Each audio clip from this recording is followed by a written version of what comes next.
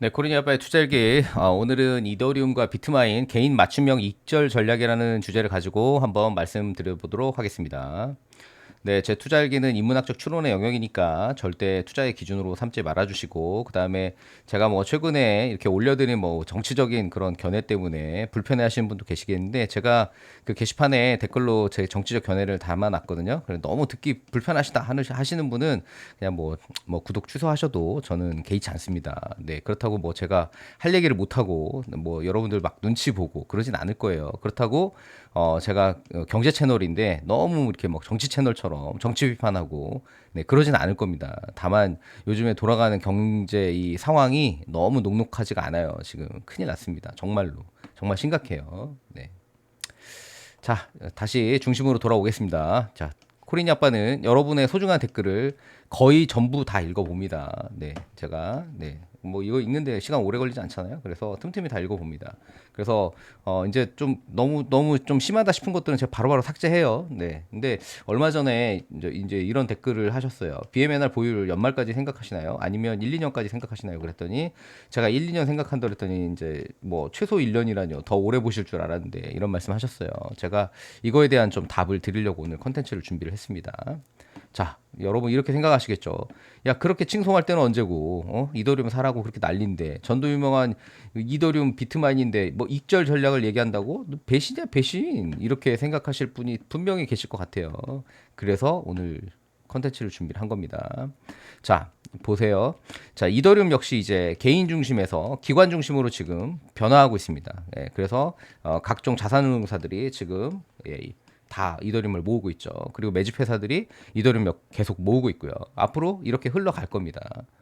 예, 그래서 앞으로는 개인 심리에서 기관 알고리즘으로 점차 이 변화될 거예요.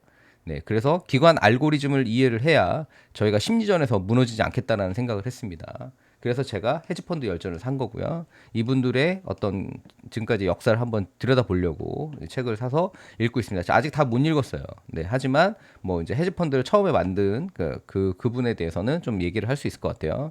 네, 헤지펀드의 창시자 알프레드 윈슬로우 존스라는 분이에요. 이분은 이런 얘기를 하더라고요, 책에서.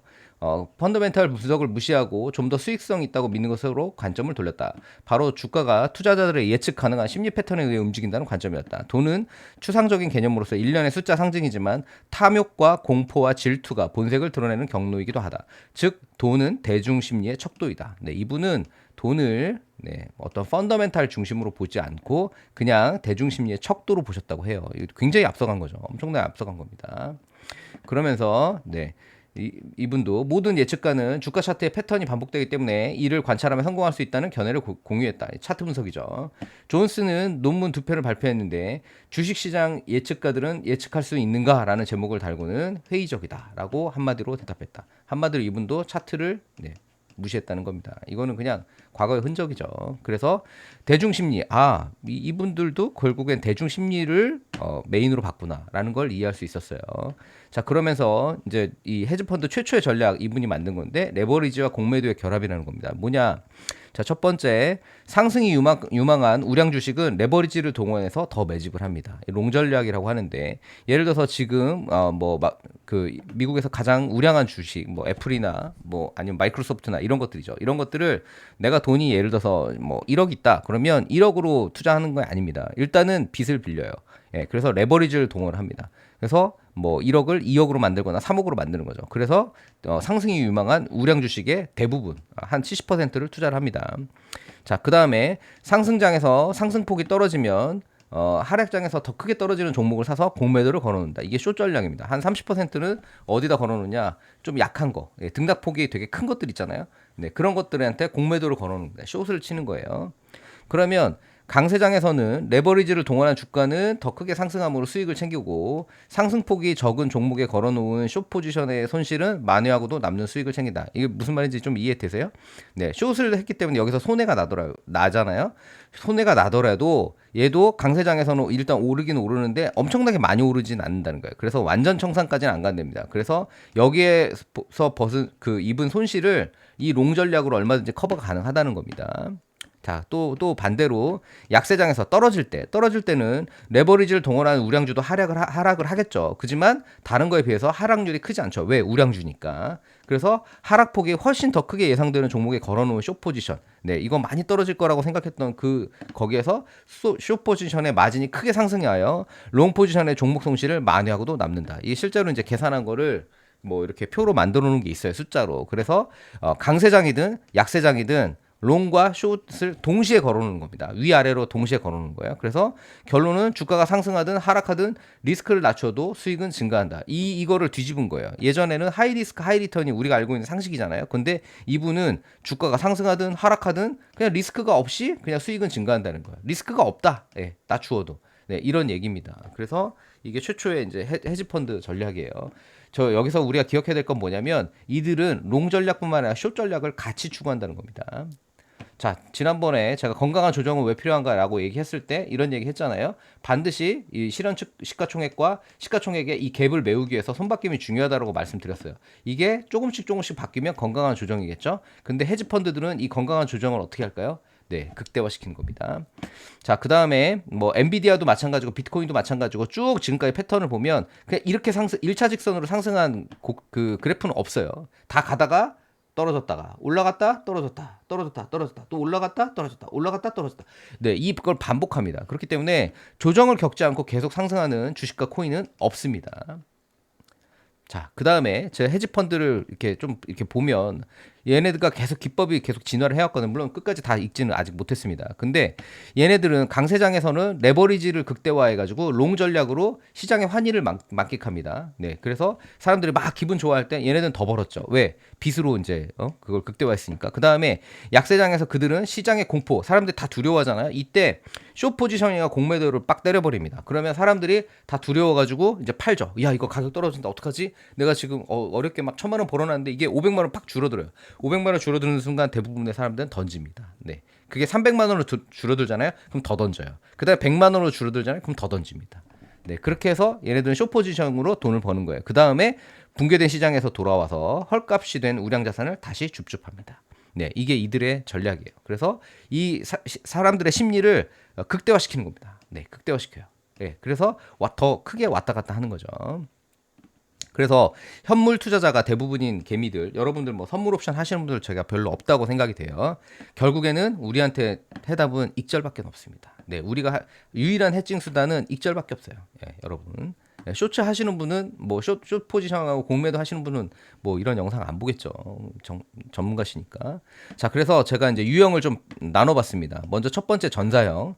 전사형 어떤 분들이냐? 한 직장에 기본 10년 이상 잘 다니시고 남들이 뭐라 하든 내가 맞다고 생각하는 바를 그냥 끝까지 가시는 분 있죠. 제 댓글 주셨는데 GB, JB 뭐 이런 분들 조정화도 상관없으니까 건강함 이런 분들, 네, 멘탈 굉장히 강하신 분들 이런 분들은 익절 전략이 필요가 없습니다. 네, 본인이 그냥 원할 때까지 하시면 돼요. 그런데 이분들한테는 이렇게 권해드립니다. 비트마인보다는 이더리움 스테이킹 비중을 높이는 것을 조금 더 권해드려요.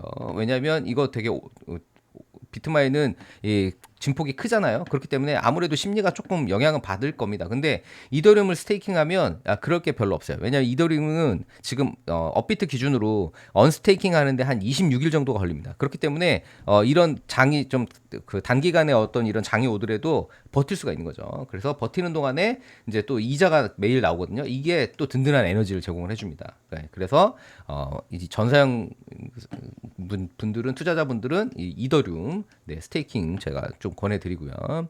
그 다음에 두 번째 사냥꾼형입니다. 이런 분들은 계산이 되게 빠르고 하락장을 심리적으로 견디기 힘들어합니다. 왜냐 이 원거리에서 이 데미지 안 입으려는들이 사냥꾼 하시잖아요. 그래서 사냥꾼을 쫓듯 또 4848 가격을 쫓아가는 경향이 또 있죠. 사냥꾼이 막 뭐 사냥감이 도망가면 막 이렇게 또 쫓아갑니다. 그래서 이제 FFF44442627님 네, 비트마인에서 손해보고 팔고 샤프링크 샀더니 비트마인 오르고 샤프링크 떨어지네요. 슬프네요. 이런 분들 있잖아요. 네, 두 개 왔다 갔다 하시는 거죠. 그래서 본인 스스로가 나는 좀 4848 하는 경향이 좀 강하다. 이런 분들이 사냥꾼형으로 보셔야 돼요. 자, 이런 분들은 이득보다는 손해보지 않는 전략 수립이 되게 중요하다고 생각이 됩니다. 그래서 일단 비트마인의 고점을 정해놓으세요. 네, 그래서 원금의 상당 부분을 회수하는 전략을 저는 추천드립니다. 예컨대 지난번에 뭐 70달러를 찍었잖아요. 그러면 70달러에서 정말로 원금 찾아버리세요. 네, 절반. 내가 2배가 올랐다 그러면 원금을 그냥 다 찾으시는 걸 저는 추천드립니다. 그래서 익절한 금액은 비트코인처럼 더 변동성이 적은 종목으로 갈아타기를 추천을 드려요. 예, 그렇게 해서 또 거기다가 그냥 놔두세요. 네, 그래서 안전빵 위주로 가셔야지 이런 분들을 흔들리기 때문에 오히려 상승장에서는 어떻게 못하고 하락장에서 자꾸 팔아가지고 사팔사팔해서 이게 오히려 더 돈을 까먹는 이런 분들이 많거든요. 그렇기 때문에 예, 이분들은 또 전사보다는 데미지 욕심이 있죠. 예, 뭐 예전에 와우 좀 해보신 분들은 다 이해하실 거예요. 그래서 이더리움 스테이킹에 만족하지 않을 가능성이 굉장히 높습니다. 그래서 이분들은 이더리움보다는 비트마인 아마 선호하실 거예요. 그래서 손해보지 않는 전략 꼭 수립을 하셔서 익절하시기를 바랍니다. 그 다음에 도적형인데 이분들은 이제 치밀한 전략가죠. 그래서 최소의 희생으로 극딜을 원하고 주로 한 놈만 패죠. 그래서 되게 보스 몹을 찾습니다. 누가 이 시장을 이끌어갈 보스냐? 난 이놈만 공격하겠다. 그러죠? 그래서 꽂힌 종목을 하나라도 더 매집하고 개수를 모으는 데 집중하는 스타일입니다. 제가 봤을 때 맞는지 안 맞는지 모르겠는데 우리 댓글 많이 달아주신 아임스틸님, 네, 이 차트도 공부 되게 많이 하시고 제가 볼 때는 굉장히 전략적이라서 도적형이 아닌가라는 네, 추정을 해봅니다. 네, 그래서 익절 전략은 탐욕의 구간에서 반드시 부분 익절을 추천을 드립니다. 네, 이런 분들도 이더리움보다는 아마 레버리지 성격의 비트마인을 선호할 가능성이 좀 높죠. 그래서 미리 익절 가격을 정해놓고 일정 비율을 자동 분할로 익절할 것을 권장드려요. 예, 익절하시는 걸 저는 권유해 드립니다. 그래서 비트마인이나 이 가격을 선정을 해놓으세요. 내가 이 정도 되면 뭐 몇 프로, 이 정도 되면 몇 프로 이렇게 해서 익절하시고 그 다음에 조정으로 다시 하락할 때까지 고독하게 은신하세요. 네, 그리고 기다렸다가 재매수를 통해서 수량을 늘리는 전략을 저는 추천을 드립니다. 예, 확신이 있으시죠? 네, 저랑 뭐 좀 성향이 비슷하실 수 있는데 이더리움하고 그 비트마인에 대한 확신이 있는 분들은 이렇게 해서 그 수량을 늘려가시는 전략을 저는 추천을 드립니다. 자, 그 다음에 마법사형입니다.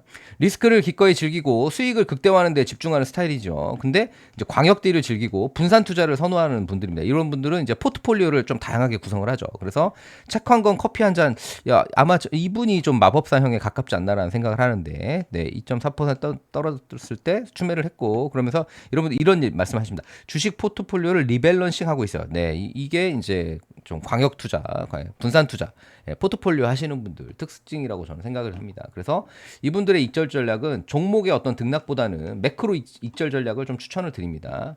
예, 특정 종목의 성패를 떠나서 어떤 시장 전체 탐욕 지수를 좀 관망하시는 게 좋을 것 같아요. 그래서 현금 유동성을 조달하기 위해서 이제 프로그램 매매 전략을 저도 이분들한테 추천을 해드립니다. 그래서 예를 들어서 뭐 시장의 탐욕 지수가 90을 넘었다라고 할 때 뭐 10% 아니면 뭐 30%까지 자동 익절 프로그램을 가동을 하시는 걸 추천을 드려요. 그래서 기다렸다가 시장 전체 분위기가 식을 때 차분하게 기다려서 재진입 전략을 수립하는 것을 추천을 드리겠습니다. 지금 워렌 버핏도 한 38% 정도 현금을 갖고 있다고 하죠. 그래서 우리도 시장이 정말로 무너질 때를 대비해서 어느 정도의 좀 현금을 갖고 있어야 될 것 같아요. 근데 다들 대부분은 다 그러지 못하시죠.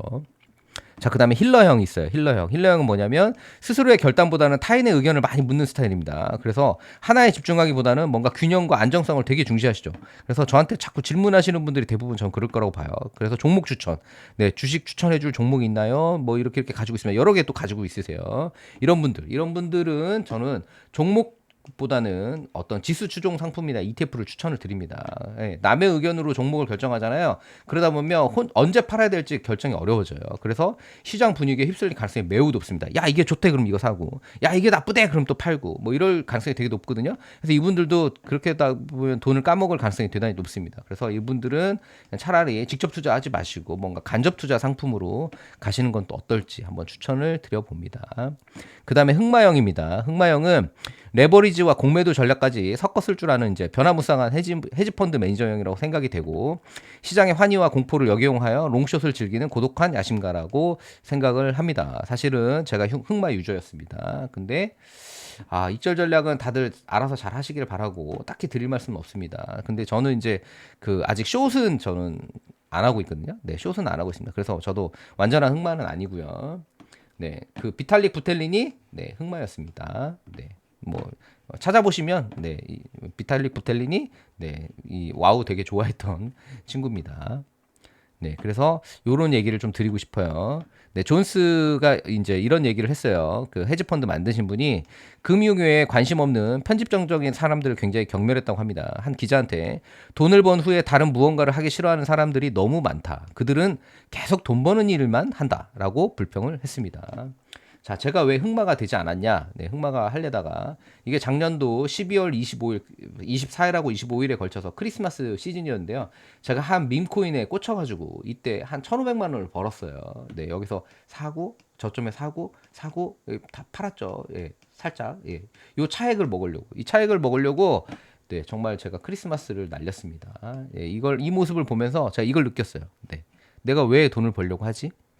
네, 크리스마스 때 예, 핸드폰 가지고 요러고 있는 제 모습을 발견한 이후에 아 나는 이거 흑마하면 안 되겠다라고 저는 결심을 했습니다. 자 이제 마치기 전에 코리니 아빠의 캠페인 1국민 1 이더리움 갖기 잠깐 얘기하고 끝낼게요. 자 아들 공부 열심히 해서 대학 가면 아빠가 뭐 사줄까? 네 저희 아들이 네 이더리움 네. 아 물론 이거 네 팩트는 아니고 네 픽션입니다 픽션 네 아들이 저 열심히 제 방송을 보고 있거든요 그렇기 때문에 아마 제가 이렇게 물어보면 이렇게 답할 것 같아가지고 안 물어보고 있습니다 네자 그러면 오늘도 경청해 주셔서 감사드리고 다음 시간에는 코리니 아빠가 유튜브를 열심히 하는 이유에 대해서 한번 말씀드려 보도록 하겠습니다 오늘도 경청해 주셔서 감사드립니다.